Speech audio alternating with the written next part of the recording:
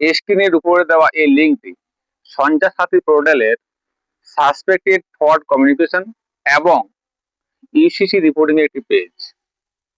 এটি ভারত সরকারের যোগাযোগ ও টেলিকম বিভাগের সরকারি একটি পরিষেবা, যেখানে নাগরিকরা কল, SMS, স্প্যামে সরাসরি রিপোর্ট করতে পারেন।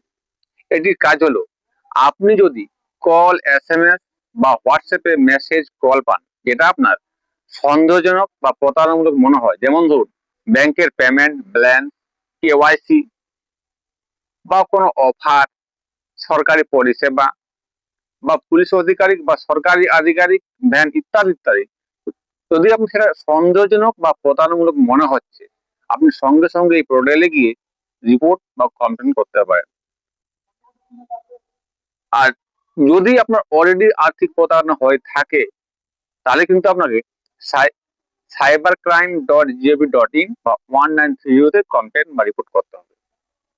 এই সঞ্চার সাথী পোর্টালটা কিন্তু খুবই গুরুত্বপূর্ণ।